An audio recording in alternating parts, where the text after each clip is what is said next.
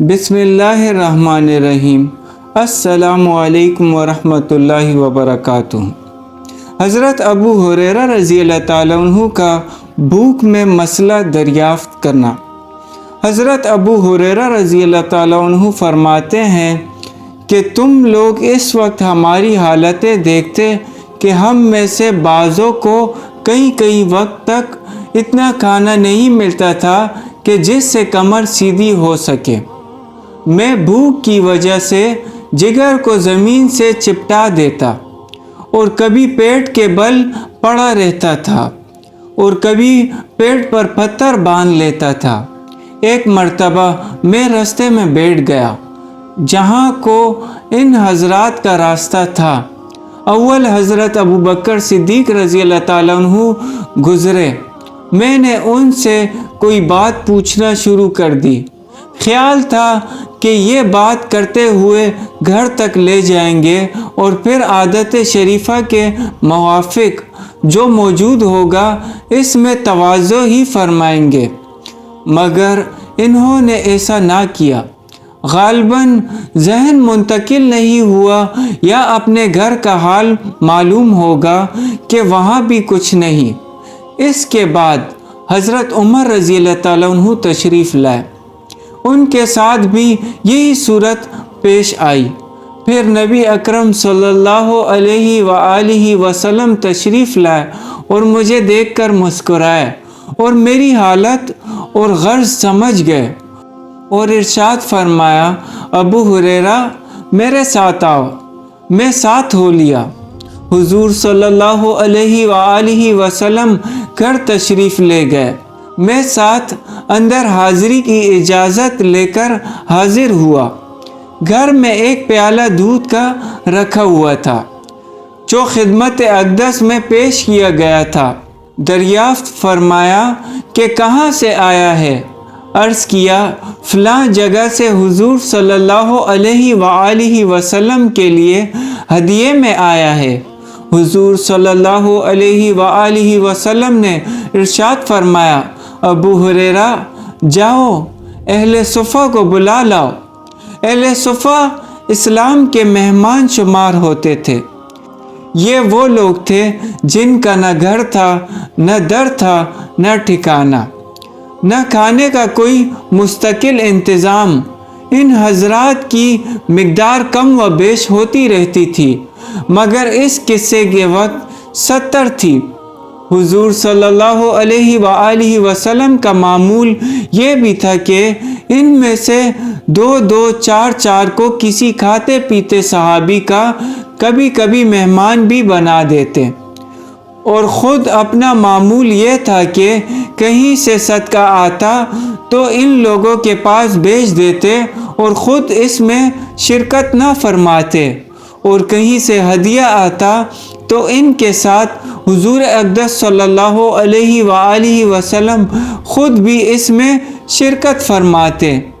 حضور صلی اللہ علیہ وآلہ وسلم نے بلانے کا حکم دیا۔ مجھے گراں تو ہوا کہ اس دودھ کی مقدار ہی کیا ہے جس پر سب کو بلا لاؤں۔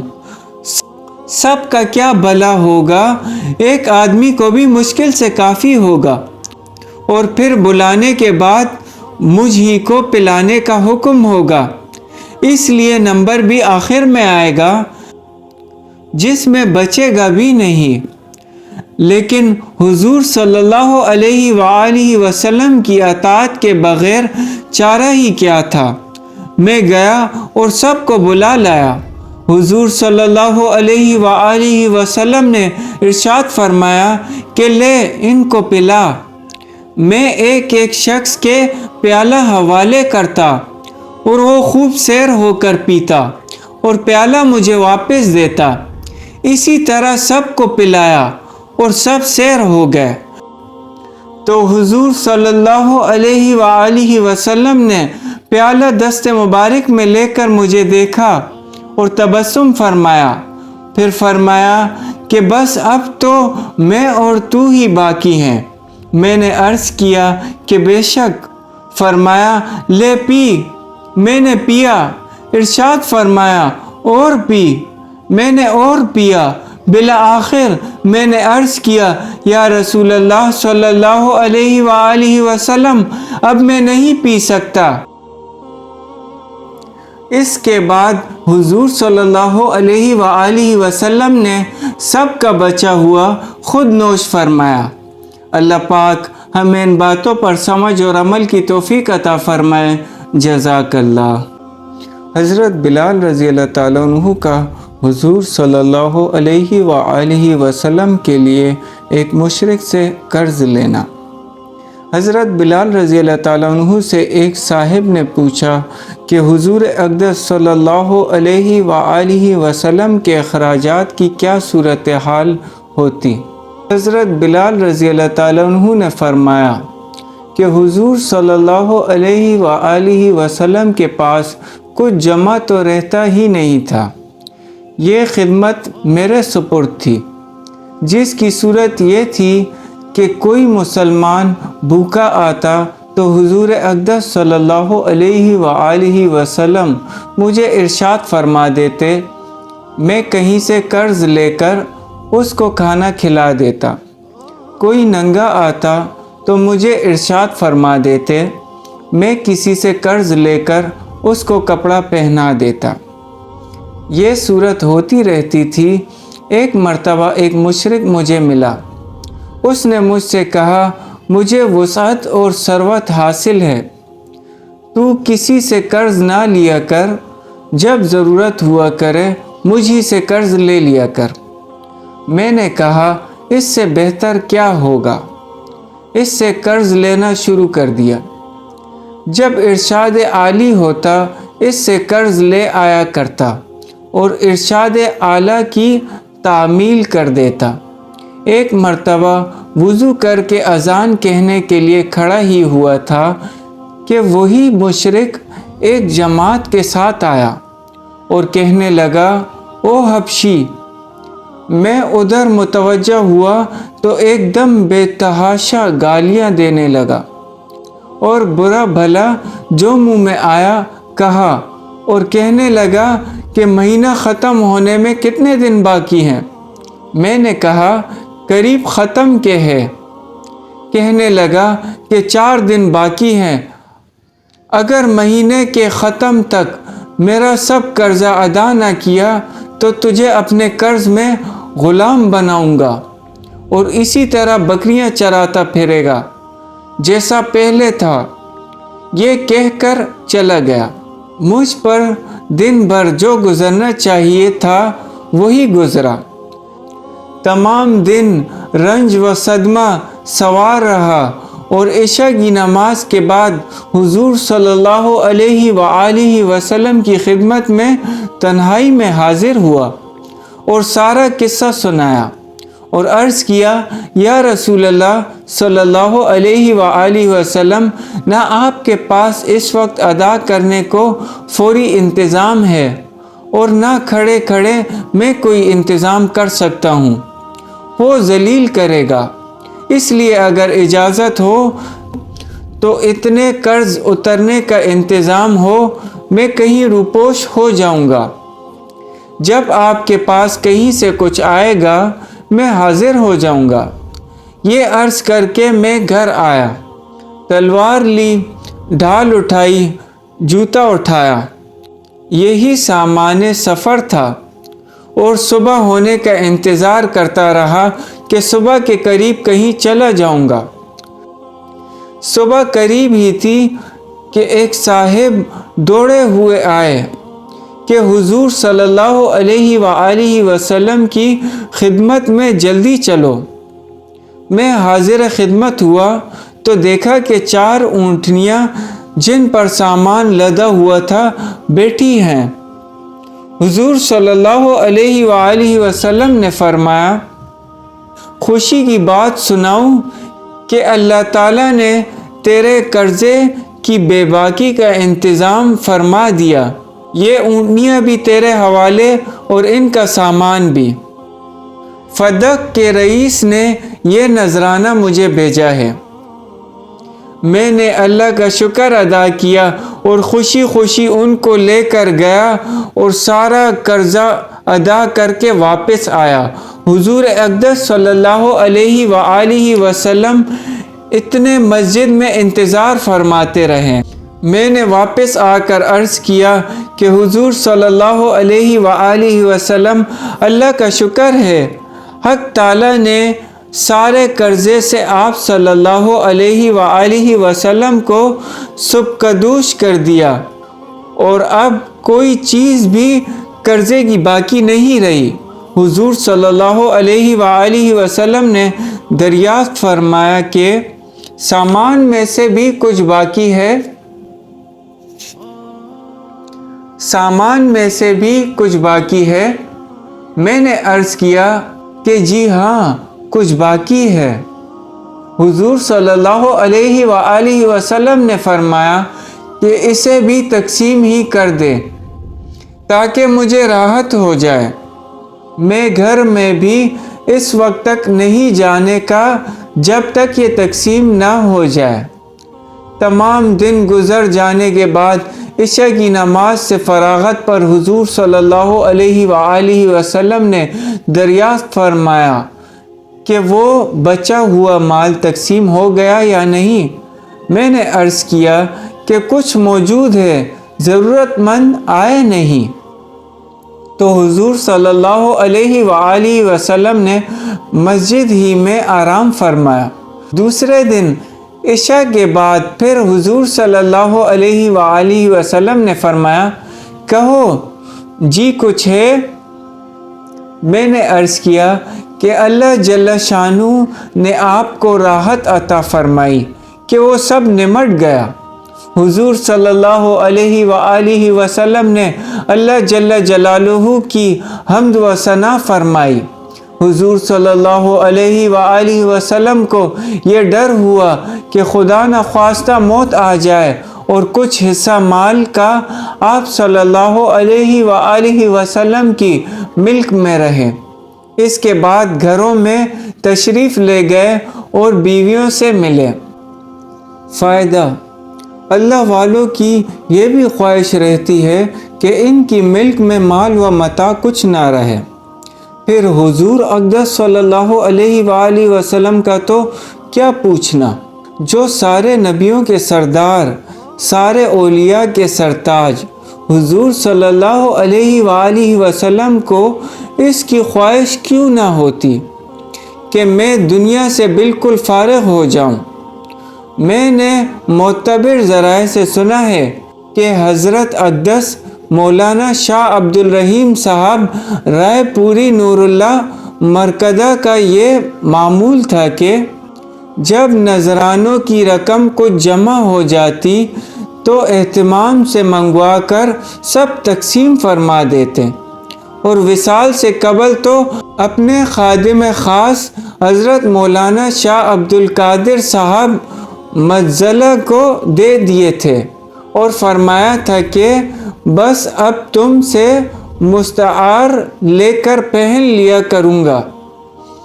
اور اپنے والد صاحب رحمۃ اللہ علیہ کو میں نے بارہا دیکھا کہ مغرب کے بعد جو کوئی روپیہ پاس ہوتا وہ کسی قرض خواہ کو دے دیتے کہ کئی ہزار کے مقروض تھے، اور یہ فرمایا کرتے کہ یہ جھگڑے کی چیز میں رات کو اپنے پاس نہیں رکھتا۔ اس نوع کے بہت سے حالات اکابر کے ہیں، مگر یہ ضروری نہیں کہ ہر شیخ کا ایک ہی رنگ ہو۔ مشائخ کے الوان مختلف ہوتے ہیں، اور چمن کے پھولوں میں ہر پھول کی صورت سیرت ممتاز ہوتی ہے۔ اللہ پاک ہمیں ان باتوں پر سمجھ اور عمل کی توفیق عطا فرمائے۔ جزاک اللہ۔ کہاں جلتی ہے؟ حضرت ابراہیم بن ادم رحمۃ اللہ علیہ نے ایک خواب دیکھا کہ ایک فرشتہ لکھ رہا تھا۔ پوچھا، کیا لکھ رہے ہو؟ کہنے لگے کہ اللہ کے عاشقوں کا نام لکھ رہا ہوں۔ انہوں نے کہا کہ میرا نام بھی ہے۔ فرشتے نے کہا کہ تمہارا نام نہیں ہے۔ تو کہنے لگے کہ ایسا کرو کہ اللہ کے عاشقوں سے محبت کرنے والوں میں میرا نام لکھو۔ وہ فرشتہ کہتا ہے، بہت اچھا، اور چلا گیا۔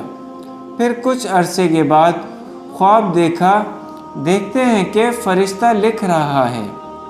پوچھا کیا لکھ رہے ہو؟ کہنے لگا کہ ان لوگوں کے نام لکھ رہا ہوں جن سے اللہ تعالیٰ محبت کرتے ہیں۔ انہوں نے کہا کہ اچھا میرا نام بھی کہیں ہے؟ تو اس نے دیکھا کہ جس سے اللہ تعالیٰ محبت کرتے ہیں اس صفحے کے سب سے اوپر ابراہیم بن ادم رحمۃ اللہ علیہ کا نام لکھا ہوا تھا۔ اللہ نے فرمایا کہ جو میرے عاشقوں سے محبت کرتے ہیں میں ان بندوں کے ساتھ محبت کیا کرتا ہوں۔ اس لیے اللہ والوں سے محبت اللہ کی محبت ملنے کا ذریعہ بن جاتی ہے۔ جب اللہ سے محبت ہوتی ہے اللہ کے نام سے بھی محبت ہو جاتی ہے۔ ایک دم بھی محبت چھپ نہ سکی جب تیرا کسی نے نام لیا۔ اللہ پاک ہمیں ان باتوں پر سمجھ اور عمل کی توفیق عطا فرمائے۔ جزاک اللہ۔ حضرت شبلی رحمۃ اللہ علیہ گورنری سے فقیری تک۔ عباسی دور خلافت میں اسلامی حکومت کی وسعتیں لاکھوں مربع میل کے علاقے تک پھیل چکی تھی۔ مختلف علاقوں کے گورنر اپنے وسائل کو بروئے کار لاتے ہوئے حکومتی نظم و نسق چلا رہے تھے۔ اکثر اطراف و جوانب سے عدل و انصاف کی خبریں مل رہی تھی، تاہم چند علاقوں کے حالات مزید بہتر بنانے کی ضرورت محسوس ہو رہی تھی۔ خلیفہ وقت نے سوچا کہ تمام گورنر حضرات کو مرکز میں طلب کیا جائے اور اچھی کارکردگی دکھانے والوں کو انعام و اکرام سے نوازا جائے تاکہ دوسروں کو بھی اصلاح احوال کی ترغیب ہو۔ چنانچہ فرمان شاہی چند دنوں میں ہر علاقے میں پہنچ گیا کہ فلاں دن سب گورنر حضرات مرکز میں اکٹھے ہوں۔ بالآخر وہ دن آ پہنچا جس کے لیے گورنر حضرات ہزاروں میل کا سفر طے کر کے آئے تھے۔ خلیفہ وقت نے ایک خصوصی نشست میں سب کو جمع کیا۔ بعض اچھی کارکردگی دکھانے والوں کو خصوصی لطف و کرام سے نوازا اور بقیہ حضرات کو نصیحتیں کی۔ محفل کے اختتام پر خلیفہ نے سب حضرات کو اپنی طرف سے خلعت عطا کی اور اگلے دن خصوصی دعوت کا اہتمام کیا۔ سب حضرات اپنی اپنی خصوصی پوشاک پہن کر اگلے دن دعوت میں آئے۔ پرتکلف کھانوں اور لذیذ پھلوں کی ضیافت سے لطف اندوز ہوئے۔ کھانے کے بعد تبادلہ خیالات اور گزارش احوال کی محفل گرم ہوئی۔ سب لوگ انتہائی خوش تھے۔ خلیفہ وقت کی خوشی بھی اس کے چہرے سے عیاں تھی۔ عین اسی وقت ایک گورنر کو چھینک آ رہی تھی۔ وہ اسے اپنی قوت سے دبا رہا تھا۔ تھوڑی دیر کی کشمکش کے بعد گورنر کو 2-3 چھینکیں اکٹھی آئیں۔ تھوڑی دیر کے لیے محفل کا ماحول تبدیل ہوا۔ سب لوگوں نے اس کی طرف دیکھا۔ چھینک آنا ایک طبعی امر ہے، مگر جس گورنر کو چھینک آئی وہ سب کی محسوس کر رہا تھا، کیونکہ اس کی ناک سے کچھ مواد نکل آیا تھا۔ جب سب لوگ خلیفہ کی طرف متوجہ ہوئے تو اس گورنر نے موقع غنیمت جانتے ہوئے اپنی خلعت کے ایک کونے سے ناک کو صاف کر لیا۔ اللہ تعالیٰ کی شان کہ عین اسی لمحے خلیفہ وقت اس گورنر کی طرف دیکھ رہا تھا۔ جب اس نے دیکھا کہ اس کی عطا کردہ خلعت کے ساتھ ناک سے نکلے ہوئے مواد کو صاف کیا گیا ہے تو اس کے غصے کی انتہا نہ رہی۔ خلیفہ نے گورنر کو سخت سرزنش کی کہ تم نے خلعت شاہی کی بے قدری کی، اور سب لوگوں کے سامنے اس سے خلعت واپس لے اسے دربار سے باہر نکلوا دیا۔ مجلس کی خوشیاں خاک میں مل گئیں اور سب گورنر حضرات پریشان ہو گئے کہ کہیں ان کا حشر بھی اس جیسا نہ ہو۔ وزیر باتدبیر نے حالات کی نزاکت کا خیال کرتے ہوئے خلیفہ وقت سے کہا کہ آپ محفل برخاست کر دیں۔ چنانچہ محفل ختم ہونے کا اعلان کر دیا گیا۔ سب گورنر حضرات اپنی رہائش گاہوں کی طرف لوٹ گئے۔ دربار میں خلیفہ اور وزیر باقی رہ گئے۔ تھوڑی دیر بعد دربان نے آ کر اطلاع دی کہ نہاون کے علاقے کا گورنر شرف باریابی چاہتا ہے۔ خلیفہ نے اندر آنے کی اجازت دی۔ گورنر نے اندر آ کر سلام کیا اور پوچھا کہ چھینک آنا اختیار امر ہے یا غیر اختیاری امر ہے۔ خلیفہ نے سوال کی نزاکت کو بھانپ لیا اور کہا کہ تمہیں ایسا پوچھنے کی کیا ضرورت ہے، جاؤ اپنا کام کرو۔ گورنر نے دوسرا سوال پوچھا کہ جس آدمی نے خلعت سے ناک صاف کی، اس کی سزا یہی لازمی تھی کہ بھرے دربار میں ذلیل کر دیا جائے یا اس سے کم سزا بھی دی جا سکتی تھی؟ یہ سوال سن کر خلیفہ نے کہا کہ تمہارے سوال سے محاسبے کی بو آتی ہے۔ میں تمہیں تنبیہ کرتا ہوں کہ ایسی بات مت کرو ورنہ پچھتاؤ گے۔ گورنر نے کہا بادشاہ سلامت، مجھے ایک بات سمجھ میں آئی ہے کہ آپ نے ایک شخص کو خلعت پہنائی اور اس نے خلعت کی ناقدری کی تو آپ نے سر دربار اس کو ذلیل و رسوا کر دیا۔ مجھے خیال آیا کہ رب کریم نے بھی مجھے انسانیت کی خلعت پہنا کر دنیا میں بھیجا ہے۔ اگر میں نے اس خلعت کی قدر نہ کی تو اللہ مجھے بھی روز محشر اسی طرح ذلیل و رسوا کر دیں گے۔ یہ کہہ کر اس نے اپنی خلعت اتار کر تخت پر پھینکی اور کہا کہ میں پہلے خلعت انسانی کی قدر کروں تاکہ محشر کی ذلت سے بچ سکوں۔ گورنر یہ کہہ کر اور گورنری کو لات مار کر دربار سے باہر نکل گیا۔ باہر نکل کر سوچا کہ کیا کروں، تو دل میں خیال آیا کہ جنید بغدادی رحمت اللہ علیہ کی خدمت میں جا کر باطنی نعمت کو حاصل کرنا چاہیے۔ اللہ پاک ہمیں ان باتوں پر سمجھ اور عمل کی توفیق عطا فرمائے۔ جزاک اللہ۔